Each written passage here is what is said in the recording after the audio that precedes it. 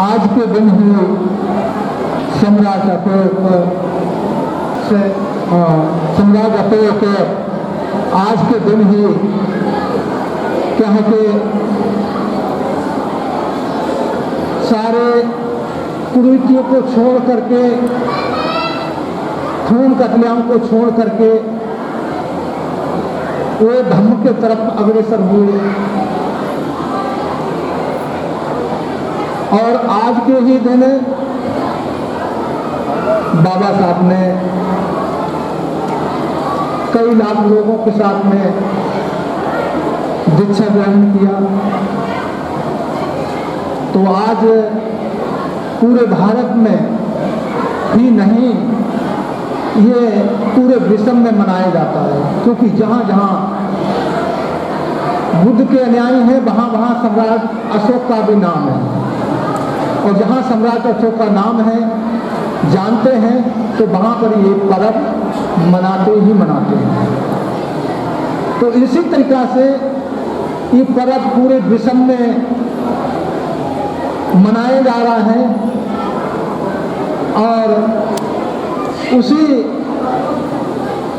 पर्व में हम भी आज यहाँ पर सभी उपासक उपासिकाएं उपस्थित हुए हैं। तो ये क्या है कि हमारे देश में जो भी राजा महाराजा जो इस तरह से सम्राट अशोक जो राजा हुए, एक महान राजा में से गिनती आती है। क्योंकि जिस व्यक्ति ने मतलब कत्लेआम कर करके अपने देश का विस्तार किया हो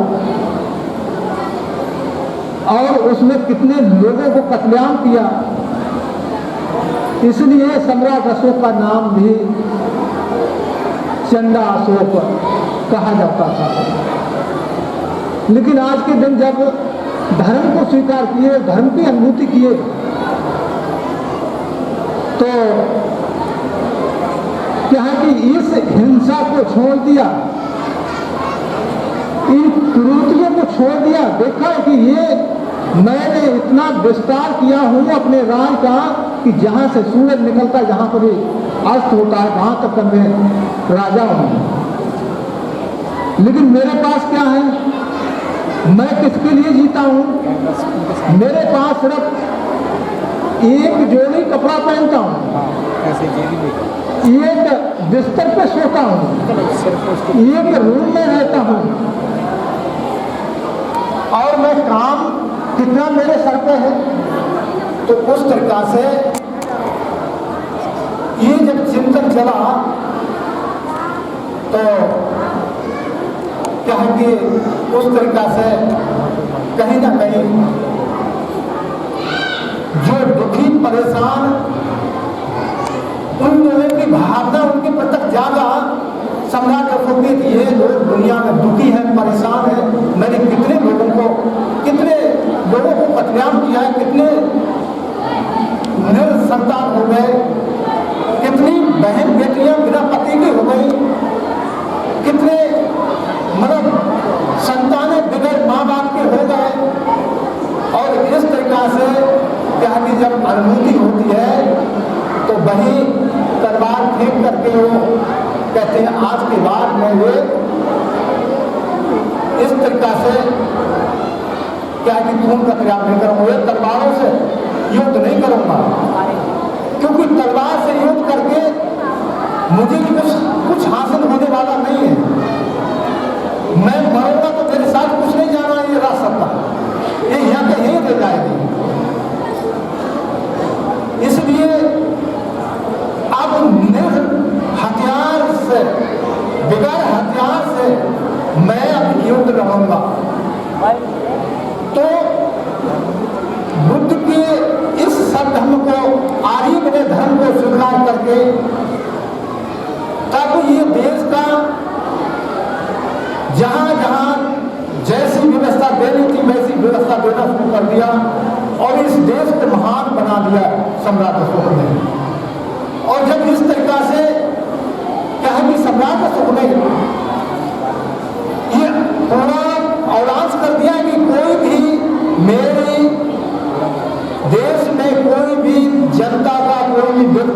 परेशान है, दुखी है, किसी भी प्रकार से मेरे पास आकर के वो मुझे फरियाद कर सकता है, बता सकता है, मुझे मेरे पास आकर के उस तरीका से मुझे बताए और मैं उसके दुख का अंत करने का पूरा प्रयत्न करूंगा।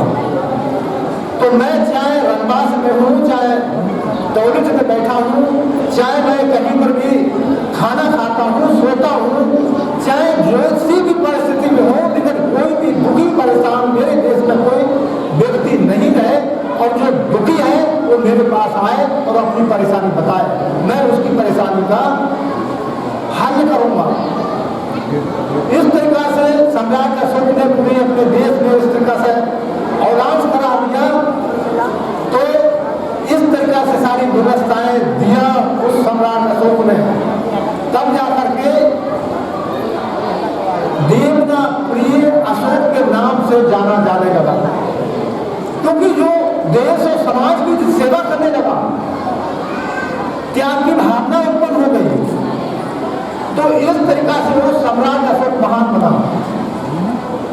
तो सम्राट अशोक महान इस तरीका से ये देश का सबसे महान राजा सम्राट अशोक ही हुआ है, उसके बाद में कोई ऐसा राजा नहीं हुआ है जिसने इस देश का परिपूर्ण तरीका से सत्ता चला करके और इस तरीका से सारी सत्ता को सुखी बनाया। तो ऐसे सम्राट अशोक देश को महान करने वाले और धर्म को जीवित रखने वाले, क्योंकि आज भी हम कहीं पर भी इस जमीन का कहीं पर भी खोदते हैं तो सम्राट अशोक के बने हुए इमारतें या कोई स्टोन निकलते ही है जमीन में। तो हर जगह चाहे भी है दबे हुए हैं ये जमीन में। तो इस तरीका से आज भी वो हमारे लिए मिलते हैं। इसलिए क्या है कि जैसे सम्राट अशोक ने यहीं पर ही नहीं रुके, उन्होंने अपने बेटा बेटी को भी धर्म को दान दे दिया। धर्म को दान दे करके क्या है कि धर्म का दयान वास्तव में जो होना चाहिए वो दयान बना। तो दयान का मतलब जिसने अपने बेटा बेटी को संघ में दान दे दिया वो धर्म का दयान कहलाता है। लेकिन आज के दौर में तो क्या है कि आज तो ऐसा है कि कोई भी मतलब ज्यादा धर्म का काम करता है या संस्थागत काम करता है तो वही धार्मिक कहलाता है, चाहे वो अधार्मिक बिल्कुल, चाहे सिरनाम आते हो चाहे धर्म ना आता हो, लेकिन वो धार्मिक माना जाता है। तो धार्मिक इस स्तर पर नहीं होता है, अनुभूति के आधार पर धार्मिकता होती है। धार्मिकता की अनुभूति यही है कि वो अपने देश और समाज के लिए कुछ न कुछ त्याग कर रहा है। क्या कहीं पर भी धर्म स्तर में जाता है, क्या सेवा देता है, क्या कहीं पर व्यवस्था देखता है, क्या कहीं कहाँ पर व्यवस्था मिली हुई है वो हमारी जिम्मेदारी है समाज की, नहीं देखता है तो वो धार्मिक भी नहीं है। इसलिए कहा कि सम्राट अशोक ऐसे थे जिन्होंने इस तरीका से अपने बेटा बेटी को संघ में दान दे करके भिक्षुनी बना दिया, भिक्षु बना दिया। और वो भिक्षु ने क्या है कि वो अनंत होकर के उन्होंने भी अपना इतिहास बनाया। तो किनके इतिहास बनते हैं? जो धार्मिक होते हैं, जो त्याग करते हैं, उन गृहस्थों के घर में इस तरीका के संतानें उत्पन्न होती हैं जो इस तरीका से अपना इतिहास बना लेते हैं और माँ बाप का नाम रोशन करते हैं। तो इस तरीका से धार्मिकता होना चाहिए। तो ये दिन जो है आज का दिन बड़ा महत्वपूर्ण है। जो लोग दीक्षा ले रहे हैं वो दीक्षा लेकर के इस तरीका से आज के दिन सम्राट अशोक ने भी परिवर्तन किया, बाबा साहब ने भी क्या है कि उसी तरीका से परिवर्तन किया, अपने आप को परिवर्तन किया और अपने देश की समाज को भी परिवर्तन किया बाबा साहब ने। तो इसी तरीका से ये भावना हमारी समाज में है कि हम भी परिवर्तन करेंगे।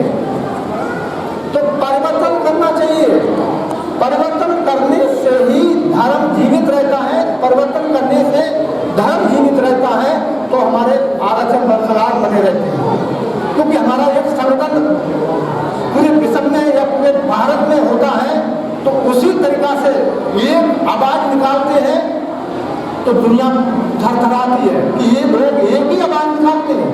क्योंकि धार्मिकता के आधार पर जब हम बोलते हैं तो उसी तरीका की आवाज निकलती है तो दुश्मन थर्राता है।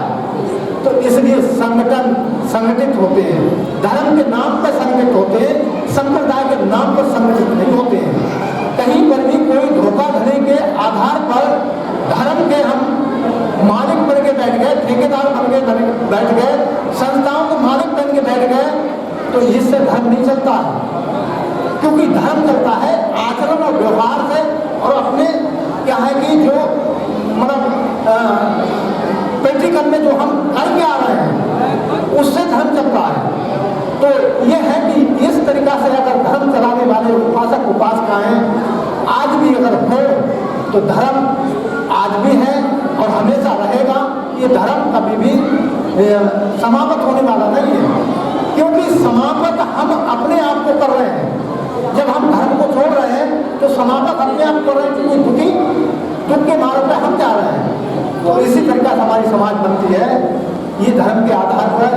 तो यही है कि इसी तरीका से बाबा साहब ने ये दीक्षा लेकर के आज के दिन, क्योंकि ये दीक्षा नहीं लेते बाबा साहब तो संविधान नहीं बना पाते। क्योंकि डिग्री हासिल करने वाले लोग आज बहुत बड़ी बड़ी डिग्री हासिल करके बैठे हैं, क्या वो संविधान लिख सकते हैं?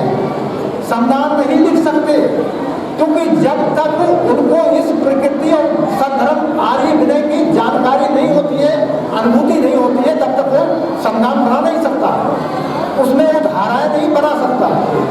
तो इसलिए जो धार्मिक होता है, धर्म के आधार पर जीवन जीने वाला होता है, वही संविधान बनाता है। तो इसलिए बाबा साहब ने ये दीक्षा लेकर के क्या है कि और धर्म को जाना, धर्म को जान करके तब जा करके उन्होंने ये संविधान लिखा है। और उस संविधान के आधार पर हमें आज तक आरक्षण मिला। और आज वो आरक्षण हमारा क्यों खत्म हुआ? इसलिए खत्म हुआ कि हमने उस आरक्षण को यूज नहीं किया सही तरीका से, स्वार्थ के आधार पर यूज किया है, निस्वार्थ होकर के यूज नहीं किया है। तो इसलिए हमारा आरक्षण खत्म। तो ये है कि ये हमारे महापुरुषों ने आरक्षण हमारे लिए दिया, कितनी मेहनत किया, कितना त्याग किया, कितना मतलब अपने मतलब बलिदान किया उन्होंने अपने अपने परिवारों का, तब जाकर के हमारे लिए आरक्षण दिया है। और उस आरक्षण का हमने धज्जियां उड़ा दिया। तो इसलिए ये दिन, आज के दिन हमें समझने की जरूरत है कि ये दिन क्या है कि ऐसे ही नहीं निकाल देना है, हमें परिवर्तन करना चाहिए।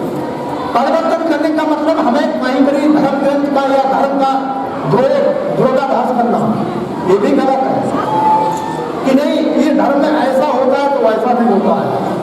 तो ये नहीं है। आप कितना प्रैक्टिकल में धर्म में उतरे हो, और धर्म में उतरे हो तो तुम अपने घर में क्या कर रहे हो? घर में करते हो कुछ, कोई संस्कार, कोई संस्कृति को घर में आकर धारण करे हो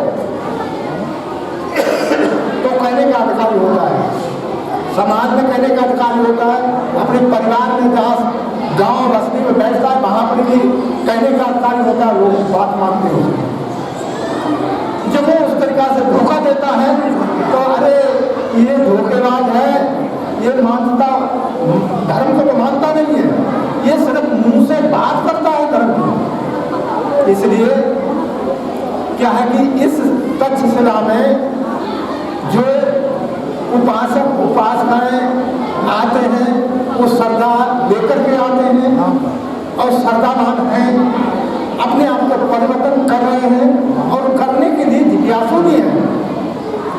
तो इसलिए क्या है कि उसी तरीका से कुछ लोग शरारती भी होते हैं समाज में।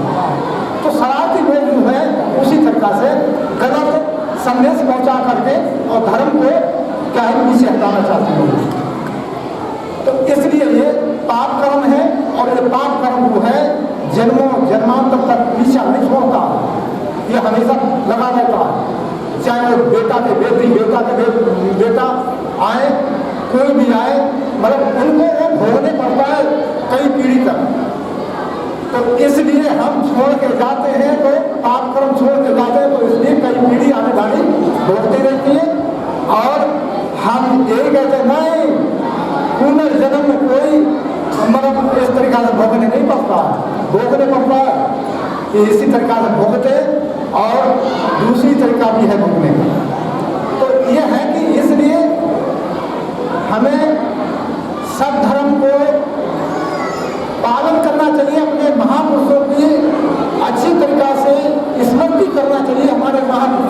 इतना मेहनत परिश्रम करके हमारे लिए सद्धर्म दिया है। हमारे जो इस प्रकार सम्राट अशोक जैसे राजा हुए, उन्होंने कितनी दिक्कतें परेशानी उठा करके समाज को मतलब धर्म दिया है और अपने देश के जनता को सुधारा है। तो उसी तरीका से हमें क्या है कि बहुत भावना करते हुए अपने सत्पुरुषों का इस तरीका से जो उन्होंने हमारे देश में करके गए हैं, तो हमें भी कुछ थोड़ी थोड़ी करना है, थोड़ा थोड़ा करते रहना है। तो इस तरीका से हम अपना कुछ न कुछ देश में कर सकते हैं।